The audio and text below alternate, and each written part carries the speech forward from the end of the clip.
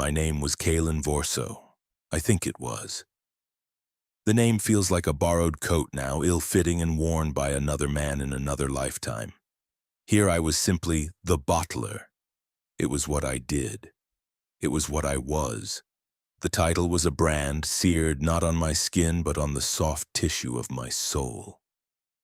My hands, stained a permanent faint violet from the countless spills and splashes, were the only proof of my trade. They were no longer the hands of a carpenter. The calluses were different, born of gripping cold glass for 16 hours a day, not the honest heft of a hammer or the fine control of a chisel. The memory of wood shavings and sawdust was a phantom, a scent I sometimes chased in my sleep only to wake to the saccharine rot of our work. The cellar was a symphony of misery. The constant rhythmic clink of glass was the percussion section, a sound that drilled its way into your skull and echoed there long after your shift had ended. The hiss and gurgle of the great copper distillers were the droning horns, a ceaseless sigh of chemical transformation. The low, wet coughs of the other workers, their lungs slowly crystallizing with sugar dust, provided the mournful chorus. And over it all, the guttural shouts of Grushnag, the overseer, were the conductor's angry baton, keeping us all to his brutal tempo. He was an orc of prodigious size and minimal vocabulary, his face a road map of old scars, each one a testament to a life of enforcing misery. His presence was a physical weight in the room, pressing down on our already stooped shoulders. We began before dawn, descending a rickety spiral staircase into the humid dark. The air was always thick, a tangible thing you had to push through. It clung to your clothes, your skin, your hair. You breathed it in, and it coated your insides with a fine, sweet dust that never quite left. The first task was always the same, stoking the fires beneath the alembics.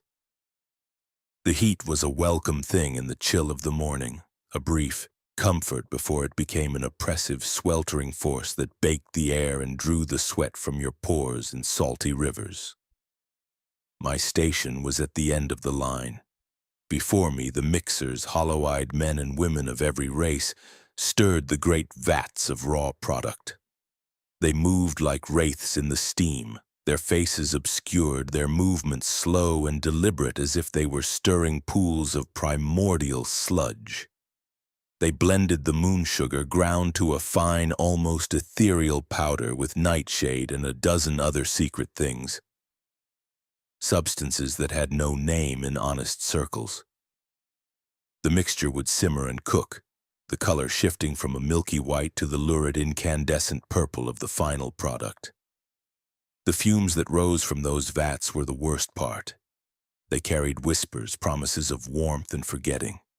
To breathe them in too deeply was to invite a madness that lingered at the edges of your vision, making the shadows dance and the pipes seem to writhe like serpents. From the vats, the liquid was piped to the cooling racks, a maze of copper tubing that sweated condensation onto the stone floor, making the ground slick and treacherous. And then it came to me, a spigot, a lever, and an endless river of empty glass bottles. My job was simple in its description, infinite in its execution. Place the bottle, pull the lever. Fill it to the precise line etched on the glass, cap it, place it in the crate. Take the next bottle. Over and over, 1,000 times a shift, 10,000 times a week. The motions became ingrained, a part of my body's own rhythm inseparable from the beat of my own heart. Place, pull, fill, cap, crate. The litany of the damned, sometimes a bottle would break. The glass, often of poor quality, could not always withstand the sudden pressure or a slight tremor of the hand. It would shatter with a sharp crack, and the purple liquid would splash across the stone, its sweetness turning acrid in the air. A broken bottle was a sin. It meant waste. And waste angered Grushnag. His heavy footsteps would echo through the cellar, a drumbeat of approaching doom. He would stand over you, his shadow swallowing the faint light. He never wasted words. A blow from his gauntleted hand was his only reprimand. The metal rings on his glove would split the skin on your cheek or the back of your head, and the coppery taste of your own blood would mingle with the ever-present sugar in the air. You did not cry out. You learned that on the first day. A cry was a sign of weakness, and weakness invited only more brutality. You would simply wipe the blood away with the back of your sticky hand, take the next bottle, and continue. Place, pull, fill, cap, crate. The others were a blur of shared suffering. To my left worked Riften Sadri, an old Dunmer whose skin was the color of the ash he was born to. He had been here longer than anyone. He claimed to remember when the cellar was used for brewing blackbriar mead a lifetime ago.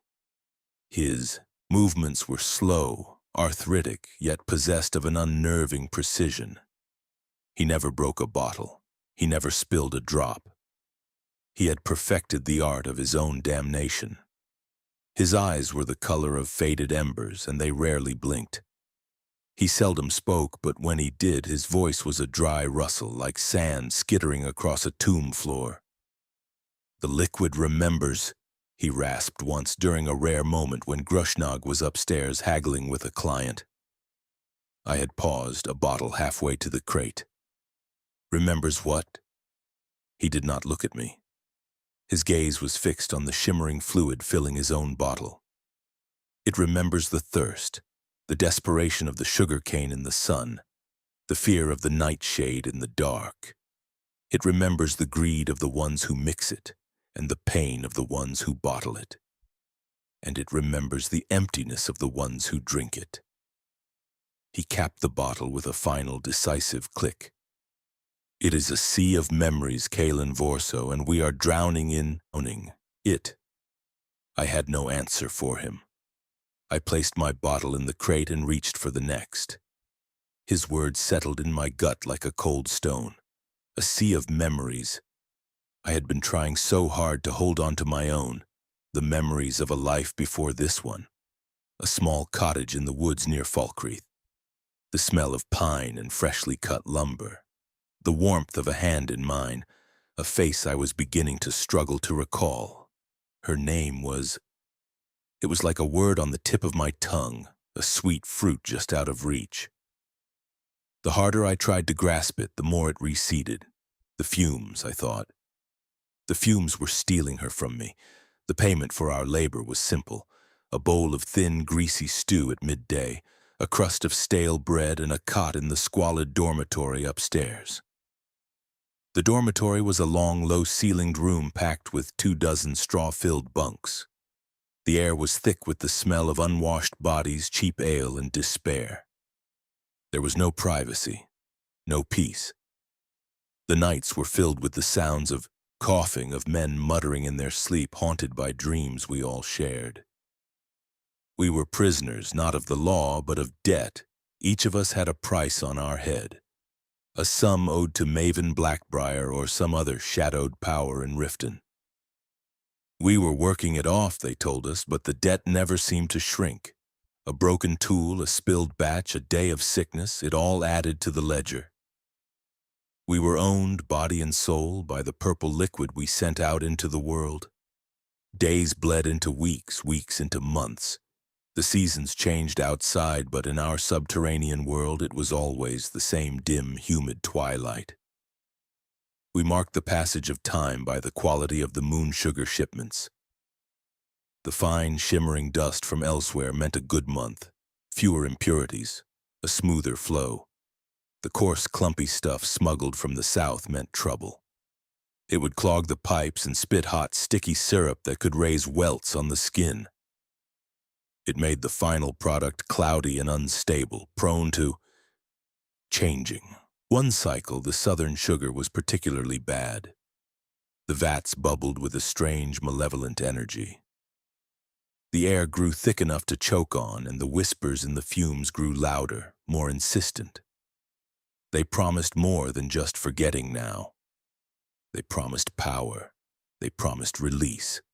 Men started arguing, their tempers frayed by the poisoned air. Fights broke out over imagined slights. Grushnag's fist was busier than ever, his knuckles raw and bloody. It was during this time that I started seeing things. In the iridescent swirl of the skooma just before I capped the bottle, I would see faces. A flash of a snarling wolf, the vacant eyes of a draugr, a beautiful woman with tears of violet liquid streaming down her cheeks. I would blink, and it would be gone, just the purple shimmer of the fluid. I told myself it was fatigue, the fumes playing tricks on my mind. But the visions grew more frequent, more vivid. Riften noticed his gray eyes, usually so distant, seemed to focus on me with a new intensity. "It is tasting you," he whispered one afternoon, his voice barely audible over the hiss of the pipes. "It finds your memories delicious." I did not want to believe him. I focused on my work, on the simple, repetitive motions: place, pull, fill, cap, crate. I tried to rebuild the walls in my mind, to keep the memories of my old life safe. I would picture my cottage, trying to recall every detail. The grain of the wooden door I had carved myself, the pattern of the cracks in the stone hearth, the way the light fell through the single window in the late afternoon. But the details were blurring. The door was now the color of a skooma bottle. The hearthstone was stained with purple. The light from the window was the same sickly, magical glow of the alembic fires. The substance was not just in the air I breathed. It was in the water we drank, the stew we ate. It was seeping into us, changing us from the inside out. Our skin took on a pale, almost translucent quality. Dark circles formed under our eyes, permanent bruises of exhaustion. Our thoughts grew sluggish, our emotions muted, except for a constant low-grade anxiety that hummed beneath the surface of everything. We were becoming ghosts, haunted by the very poison we created. My one anchor was the memory of her name, Ilara. It came back to me one night, a sudden spark in the oppressive darkness of the dormitory. Ilara. The name was a song, a prayer. I whispered it to myself, clinging to it like a drowning man to a piece of driftwood. Ilara. I had been a carpenter. I had built our home with my own hands. We were saving to buy a small plot of land, to have a garden. What happened? The memory was a tapestry with a great gaping hole in the center. There was a debt, a foolish wager, a man with a smiling face and a contract written in ink that seemed to shimmer. I had signed my life away for a handful of gold that had vanished like smoke. I decided I had to escape. The thought was terrifying. A fragile bird in a cage of iron despair. But the name, Ilara, gave it wings. I began to watch, to plan. I observed the guards who stood at the top of the stairs, their routines, the moments when their attention wavered. I noted the loose stone in the back wall of the cellar, the one that dripped with moisture from the canal outside. I started to save my bread, hiding it in a hollowed-out space in my straw mattress. It was a pathetic plan, born of desperation, but it was mine. It was a flicker of defiance in the all-consuming gloom. Riften saw the change in me, the new light in my eyes. "Hope is a dangerous ingredient," he warned, his voice a dry rasp. "It makes the final product bitter." I ignored him. For the first time in what felt like years, I had a purpose beyond the next bottle. I worked with a feverish energy, my movements quick and efficient. I did my job so well that even Grushnag grunted in what might have been approval, or perhaps just surprise. I did not care. Every capped bottle was one step closer to freedom. Every crate filled was a brick in the wall of my resolve. The opportunity came on a night of revelry in the city above, a festival of some kind. The sounds of music and laughter filtered down into our tomb, a cruel mockery of our existence. The guards at the top of the stairs were drinking, their laughter loud and careless. Grushnag was gone, called away to meet a special client from the mainland. It was now or never. My heart hammered against my ribs, a frantic drum against the steady rhythm of the bottling line. The shift ended. We shuffled out of the main cellar past the vats that glowed with a soft, internal light. I feigned sickness, doubling over with a cough, and lingered at the back of the line, in the confusion as the day shift supervisor, a fat, lazy man named Borstag, herded the others towards the stairs. I slipped back into the shadows. The cellar was empty but not silent. The fires were banked, but the vats still hummed. The pipes dripped with a slow, steady rhythm like a clock ticking down the seconds of my life. I moved towards the back wall, my heart a wild thing in my chest. The loose stone was there just as I remembered.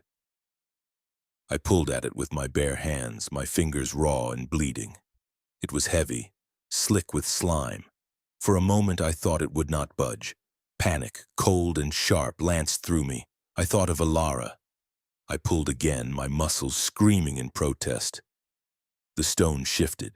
It scraped against its neighbors, the sound deafening in the quiet of the cellar. I froze, listening. Nothing. Only the drip, drip, drip of the pipes. I worked the stone loose and eased it out. Behind it was a cavity, and beyond that the damp, packed earth of the canal bank. I began to dig with my bare hands, the dirt cold and gritty. It smelled of life, of rot, of freedom. I do not know how long I dug. Hours it must have been. My fingers were numb, my nails broken and bloody. But I broke through. A trickle of foul-smelling water seeped into my tunnel. I had reached the canal. I widened the opening, my breath coming in ragged gasps. I could hear the faint sounds of the city, the lapping of water, the distant shout of a drunken reveler. I was about to crawl through when a voice spoke from the darkness behind me. "It will not let you go." I spun around, my heart seizing in my chest. Rylin Sadri stood there, a silhouette against the faint glow of the vats. He held a bottle of skooma in his hand, the liquid catching the light like a captured star. "How?" I stammered. "I have not slept in 20 years, he said, his voice flat, devoid of emotion. "I watch. It is all I have left to do." He took a slow step towards me. "You cannot leave this place. It is a part of you now. The dust is in your blood. The whispers are in your soul. You will take the cellar with you." "I have to try," I said, my voice shaking. "I have someone. I have to get back to someone." "The woman," he said. It was not a question. "The one whose name you whisper in your sleep. The skooma has shown her to me. She is beautiful, and she is long dead." The words hit me like a physical blow. "No," I whispered. "You are lying." "The debt," he continued, his voice relentless. "You wagered against a Khajiit caravan master. You lost. You could not pay. They took your cottage. They took your wife. She fought them. There was a fire." He raised the bottle. "It remembers everything, Caelan Vorso. It showed me the flames. It showed me her face as the smoke took her. All of this is for nothing." A scream built in my throat, a raw animal sound of pure agony. I launched myself at him, not to attack, but to flee, to get past him, to get to the hole. He did not move to stop me. He simply held out the bottle.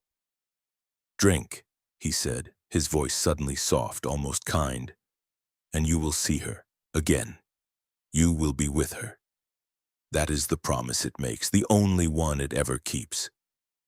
My mind was a whirlwind of denial and horror, but a part of me, a deep, weary part, knew he was telling the truth. The hole in my memory, the reason I could never recall how I came to be in Riften. It was not just the fumes, it was a truth so terrible my mind had buried it. Buried it alive, my hands were shaking uncontrollably. I looked from the hole, my pathetic tunnel, to a freedom that no longer existed, to the bottle in his hand. The purple liquid swirled, hypnotic. I saw her face in it just for a second. Ilara, smiling. I took the bottle. My hand was steady as I raised it to my lips. The glass was cool, smooth. I tilted it back and the liquid fire slid down my throat. It was sweet, so incredibly sweet, and then it burned. It burned away the cellar. It burned away the years of toil, the pain, the despair. And in the heart of the fire I saw her, Ilara. We were in our cottage. The fire in the hearth was warm. She was humming a song I had forgotten I knew. I reached out to touch her, and then I was on the cold stone floor, the empty bottle shattered beside me. The vision was gone. There was only the cellar, darker and more oppressive than ever before. But something had changed. The grief was gone. The rage was gone. The name Ilara was just a sound, an empty syllable with no meaning attached. The sea of memories Riften had spoken of had washed over me, and when it receded, the shore was wiped clean. I do not know what happened to Riften. I do not remember getting back to my station.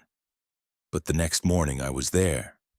Place, pull, fill, cap, crate. The movements were smooth, effortless. My mind was quiet. Blissfully, blessedly quiet. The whispers in the fumes were no longer whispers. They were a comforting hum, the song of the machine I was now a part of. Grushnag came by, his heavy tread making the floor vibrate. He looked at my work, at the rapidly filling crate. He looked at my face. I met his gaze, my eyes as empty and placid as a stagnant pool. He grunted, a sound that could have been anything, and moved on. He did not hit me. There was no need. A broken tool does not need to be beaten. Days turned into more days. I no longer thought of them as a sequence. There was only the now, the eternal repeating now of the bottling line. I did not feel hunger. I did not feel exhaustion. I was a perfect worker. I never broke a bottle. I never spilled a drop. I was as precise as Riften had been. Riften. I saw him sometimes at the other end of the line, or perhaps it was just a reflection in the glass. It was hard to tell. The faces of the others were like smudges, indistinct and unimportant. The world outside ceased to exist. The sounds of the city above were just noise, an intrusion on the perfect symphony of the cellar. The clinking of glass, the hiss of the pipes, the hum of the vats. This was my world now. This was my reality. Sometimes new workers arrived, young men with fear and defiance in their eyes. They reminded me of someone a long time ago. I would watch them struggle. I would watch them break. I would watch the light in their eyes die, replaced by the same dull sheen that was in my own. I felt nothing, no pity, no sorrow. They were just new parts for the machine, as I had been. The visions in the Skooma returned, but they were different now. They were no longer frightening. They were beautiful. I would see cities of crystalline sugar, rivers of purple light. I saw galaxies swirling in the bottle, heard the music of the spheres in the gurgle of the liquid. I was no longer a bottler. I was a priest performing a sacred ritual. I was capturing dreams in a bottle, sealing away universes for others to consume. One day there was a commotion, shouts from above, not the usual drunken revelry. These were shouts of alarm, the clash of steel, the heavy thud of armored feet on the stairs. The guards burst into the cellar, men in the armor of the Riften watch. Lucius Varro, the captain, a man whose face I dimly recognized from wanted posters, held a torch high. "By the 9, he swore, his voice echoing in the vast space. "Shut it down, shut it all down." The other workers panicked. They scattered like rats trying to hide, to escape. Grushnag roared, drawing a crude axe from his belt. He charged the guards. There was a brief, brutal fight. It ended with the orc lying in a pool of his own dark blood, his body twitching.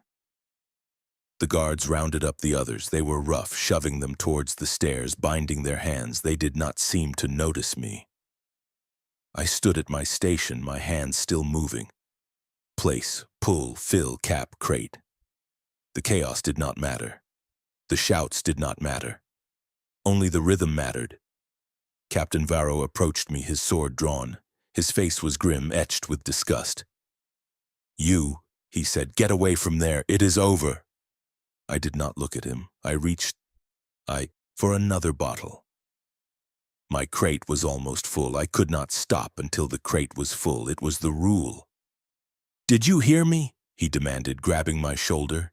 His grip was strong, but I barely felt it. It was a distant pressure, an inconvenience. I turned my head slowly and looked at him. I saw the revulsion in his eyes as he took in my pale skin, my sunken eyes, the faint violet stains on my hands. He saw a monster, a husk. He did not see Caelan Vorso. He could not. That man was gone. "The crate is not full," I said. My voice sounded strange to me, a dry whisper. It was the voice of Riften Sadri. The captain recoiled, letting go of my shoulder. He looked at the bottle in my hand, at the shimmering, hypnotic liquid within. He looked back at my face, and I think in that moment he understood. He did not see a criminal who needed arresting. He saw a man who was already in a prison far deeper than any cell in Riften. He shook his head and turned away. "Leave him," he said to one of his men. "He is part of the inventory now." They left. They took the others. They smashed the vats. The precious liquid ran in rivers across the floor, its sweet scent filling the air one last time before it drained away into the stone. They extinguished the fires. The cellar grew cold and dark. I did not stop. There were still bottles. The pipe from the cooling rack had been severed, but a small amount of the liquid still dripped from its broken end. A slow, steady drip, drip, drip. I hold the bottle under the drip. It is slow work now. But I have time. I have nothing but time. I will fill the bottle. Then I will cap it. Then I will place it in the crate. And then I will take the next bottle. The rhythm is slower now, but it is still there. It is the only thing that is there. The darkness is complete. The silence is broken only by the drip. Sometimes I see her face in the drop as it forms. Ilara. Or maybe it is just my own reflection. A pale, gaunt face with empty eyes.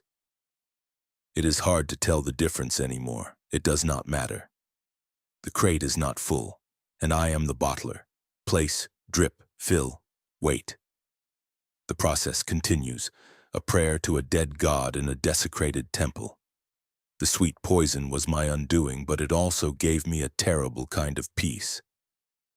I am no longer Caelan Vorso, the failed carpenter, the grieving husband, the desperate debtor. I am a function, a single perfect cog in a machine that has ceased to be. My thoughts are smooth and round like the glass of the bottles I cradle. There are no sharp edges of memory, no jagged shards of grief. There is only the task, the eternal present. The air in the cellar is changing. The cloying sweetness is fading, replaced by the clean, cold scent of damp stone and earth. It feels alien, wrong. I miss the fumes, I miss the whispers. The silence that has fallen is not peaceful, it is empty. A void where the song of the machinery used to be. My song. I have filled another bottle. It took a very long time.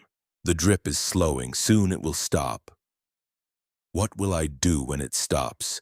The question is a flicker of something unfamiliar, a splinter of anxiety. I push it down. There is another bottle after this one, and another after that. The crates are not full. The work is not done. My body aches. For the first time in what feels like an eternity, I am aware of the protest of my muscles, the sharp sting of the cuts on my hands. Hunger gnaws at my belly, a dull, hollow pain, thirst rasps in my throat. These sensations are intruders, unwelcome visitors in the quiet sanctum of my mind. They are the heralds of the man I used to be, trying to claw his way back from the tomb I have made for him. I do not want him. He is a creature of pain and loss. I am a creature of purpose. Someone is singing, a faint, distant melody. It is not the music of the city, it is closer. A woman's voice. I look up from my work towards the shattered entrance at the top of the stairs. There is no one there. The singing is inside my head.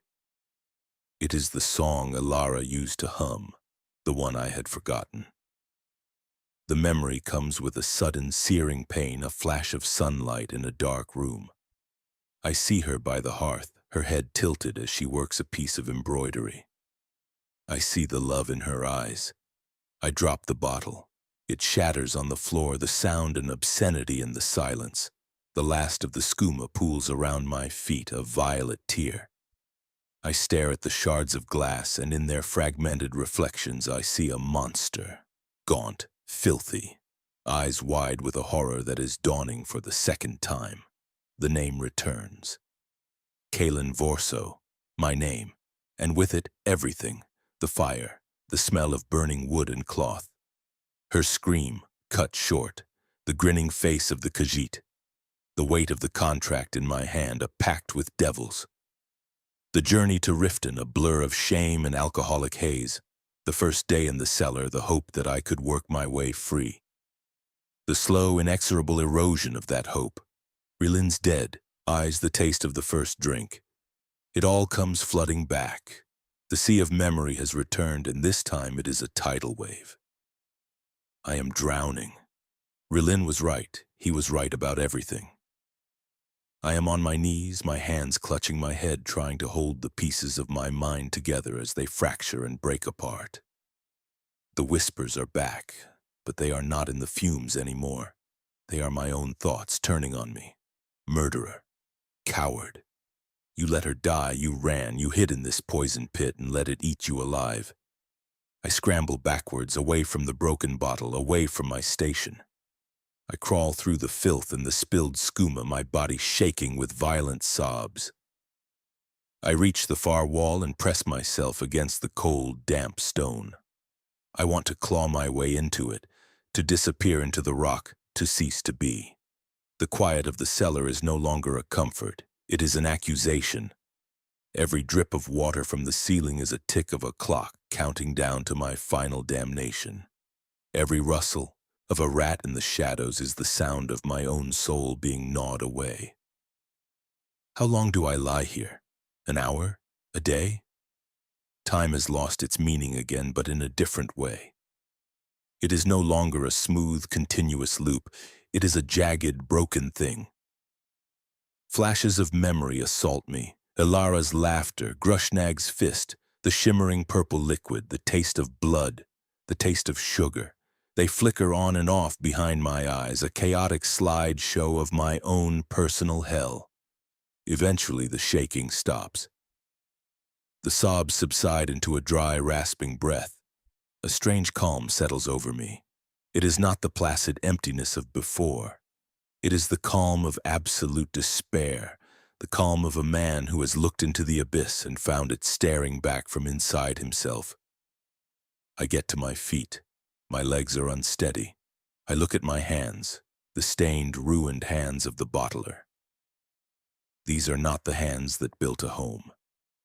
They are the hands that sealed a tomb. I walk through the silent cellar, my footsteps echoing in the unnatural quiet. I pass the cold, dead fires, the great silent vats, the empty racks. I walk back to my station. The last crate is there, not quite full. One space is empty, the space for the bottle I dropped. The drip has stopped. There is no more skooma. The work is over. I stand there for a long time, staring at the empty space in the crate.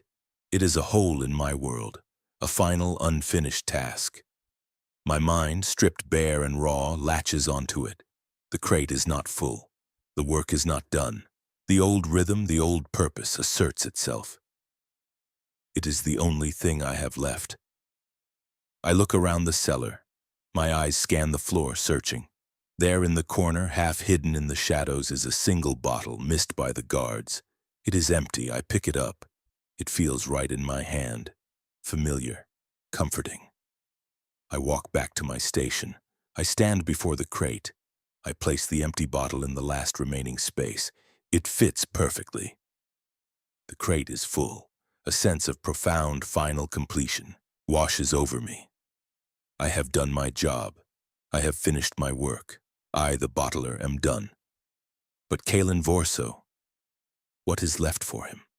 I turn away from the bottling line and face the stairs leading up into the world. The world where Alara is dead.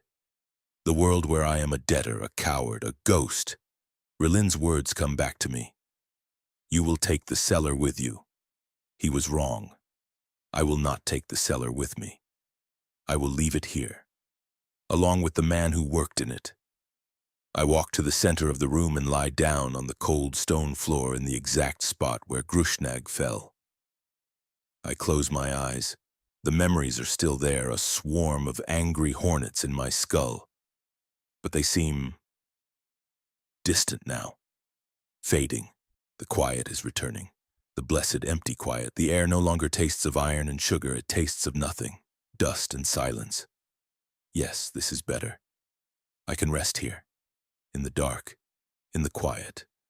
I am no longer the bottler, I am no longer Caelan Vorso, I am just the last bottle, empty, waiting on a shelf in the dark, waiting for the oblivion that has already come. The last crate is full. The work is done. It is finally done.